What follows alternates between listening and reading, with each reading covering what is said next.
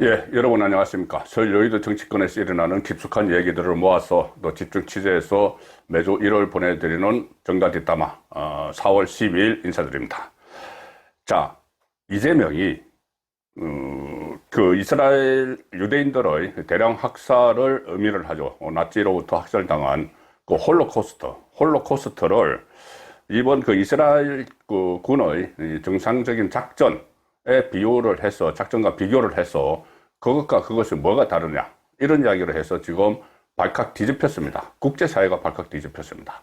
이스라엘은 물론이고 전 세계의 유대인들이 한 1600만 정도 있죠. 자, 1600만 명 유대인을 전부 다 적으로 돌려버리는 그런 이 메시지가 나왔는데, 본인이 처음부터 팩트도 틀렸습니다. 근데 팩트가 틀린 데 대해서 사과도 하지 않고 그냥 계속 또 재반박을 하면서 우기는 바람에 이스라엘 외무부가 공식 성명을 냈고, 지금 미국에 있는, 미국은 정책에 뭐 다양한 곳에 유대인들이 퍼져 있죠.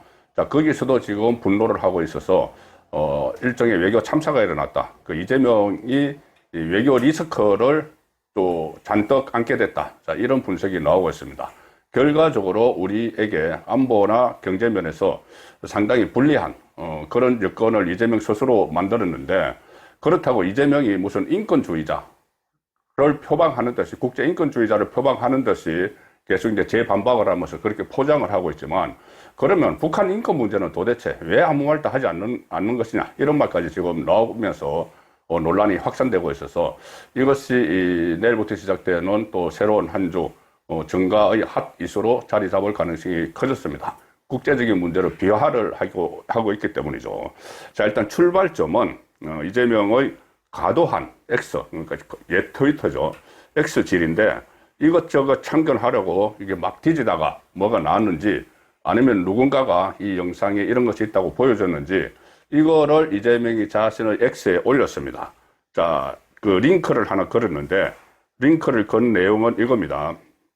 영상인데, 이스라엘 병사들이 팔레스타인 아이를 고문한 뒤에 건물에서 떨어뜨렸다. 이거 사실이라면 굉장히 충격적인 내용이죠. 이스라엘 병사들이, 무장한 병사들이 팔레스타인 아이를 고문한 뒤 건물에서 떨어뜨려 버렸다. 자, 그런데 이거는 팩트부터 틀립니다. 이 팩트를 먼저 말씀드리면은 좌파 매체인 오마이뉴스가 바로 팩트 체크를 했습니다. 오죽하면 오마이뉴스가 그렇게 했겠습니까? 이 사건은 2년 전에 이스라엘 군이 이 정상적인 작전을 하면서 작전 수행 중에 팔레스타인 무장한 대원과 교전을 하다가 사살한 뒤에 건물 옥상에서 시신을 이렇게 처리하는 영상이다. 자, 이것이 팩트입니다. 자, 그런데 이재명은 이 이스라엘 병사들이 팔레스타인 아이를 고문을 했다. 이거 나중에 가짜뉴스로 다 밝혀졌죠. 자, 사실 서로 교전 상태에서 사살한 병사가 있으면 이제 시신을 처리를 해야 되는 그 상황인데, 이게 오히려 좌파 매체 오마이뉴스가 바로 잡았습니다. 자, 그런데 이재명은 처음에 이 가짜뉴스, 가짜 영상을 이렇게, 영상은 뭐 가짜가 아니지만 그 해설이 그거를 링크를 한 뒤에 이렇게 썼습니다. 사실이라면 어떤 조치가 있었는지 알아봐야겠다. 그리고 다음 말이 이겁니다. 위안부 강제, 유태인 학살이나 전시 살해는 다를 바가 없다. 유태인 학살하고 전시 살해를 동급으로 뒀습니다. 그냥 간단히 생각을 해도 전쟁 중에 양국이 전쟁을 해서 교전을 하다가 서로 이제 죽이고 죽는 이런 교전을 하다가 전사를 하는 거하고, 그냥 민간인들 강제 수용소에 데려다가 독가스 뿌려가지고 학살하는 게, 이게 어떻게 같은 겁니까? 말이 안 되는 거죠. 그리고 이재명은 이 영상을 올리면서 지금 이번 중동 사태, 이란하고 이스라엘, 미군이 싸우고 있죠. 이거를 전후해서 일어난 일로 짐작을 한 것 같은데, 사실 여부, 그러니까 이 가짜뉴스라는 사실 여부 팩트 체크도 없이 일단 올려서, 이 중요한 외교적 파장이 일어날 일인데, 그냥 일단 올려버린 겁니다. 그러니까 팩트도 잘못됐고, 시점도 잘못됐다. 그리고 특히 이 SNS에서 유태인 학살을 언급을 했습니다. 유태인 학살. 이스라엘 병사의 행위가 마치 나치 독일의 이스라엘 유대인 학살하고 뭐가 다른가 이렇게 언급을 했습니다. 그러면 그 학살을 당한 유대인 이스라엘이 가만히 있을 수가 없죠. 자, 그래서 이 영상이 처음에 이 트위터에 올리니까, 이재명이 올리니까 국내 네티즌 그리고 야권에서도 팩트가 틀렸다고 지적을 했고 오마이뉴스가 그걸 보도를 했죠. 자, 그런데 시점이 최근 일이 아니고 2024년 9월에 발생한 일이고 또 이 이스라엘이 이 항해를 하면서도 이 내용을 이야기를 했습니다. 팩트 틀렸다고 팩트 체크 좀 똑바로 하라고. 그 다음에 내용도 가짜뉴스다. 테러리스트를 상대로 한 작전 중에 발생한 일이다. 당시 이스라엘 군인들은 생명의 위협을 느껴서 긴박한 작전을 벌였다. 자, 이것이 이스라엘의 설명 내용입니다. 그리고 그런데도 이재명은 이런 논란이 일어났는데 그 가짜뉴스인 첫 번째 SNS 그걸 삭제하지 않고 또 우겼습니다. 뭐라고 했느냐. 3시간 뒤에 이제 팩트체크가 일어나니까는 글을 올렸는데 이스라엘은 인권과 국제법을 지켜야 한다. 자, 이스라엘은 인권과 국제법을 지켜야 한다. 갑자기 이스라엘 인권 문제를 들고 나왔습니다.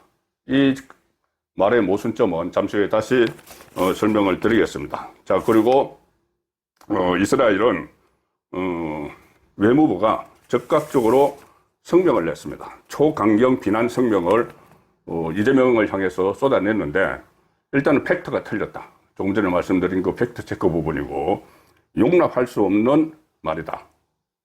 이재명에 대해서. 그리고 특히 홀로코스트는 군사 행동이 아니다. 맞죠? 전시에 이렇게 작전 벌이는 거하고 민간인들을 독가스실에 집어넣어서 집단 학살하는 걸 어떻게 똑같이 평가를 합니까? 죽이고 죽는 전쟁이 아니다. 학살이다. 그래서 강력히 규탄을 한다. 이거 아주 적대 국가에서는 그런 표현들이 막 동원이 됐다고 합니다.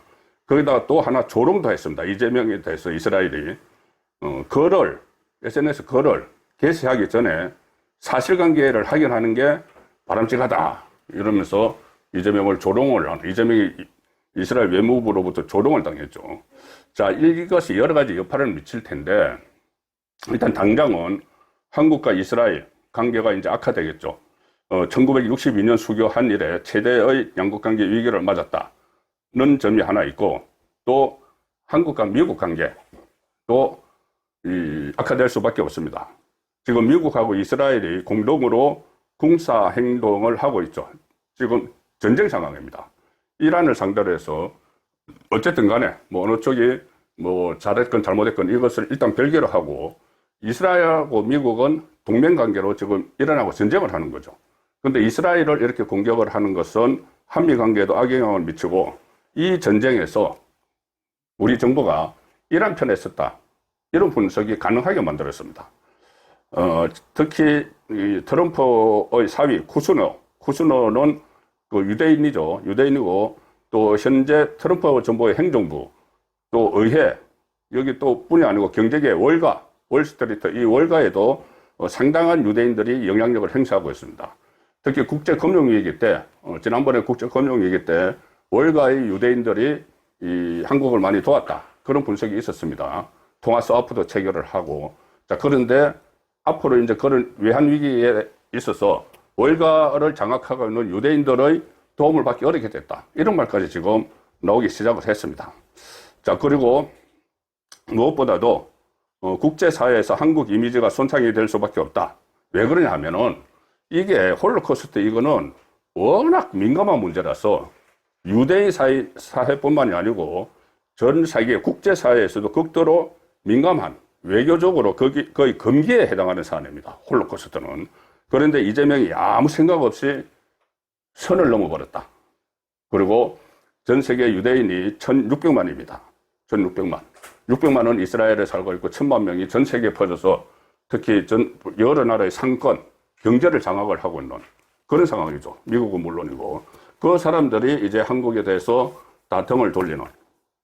그래서 이것이 초기에 이런 논란이 일어났으면은 빨리 그 SNS 글을 내리고 내가 팩트를 잘못 알았다고 하든지 해야 되는데 계속 우깁니다.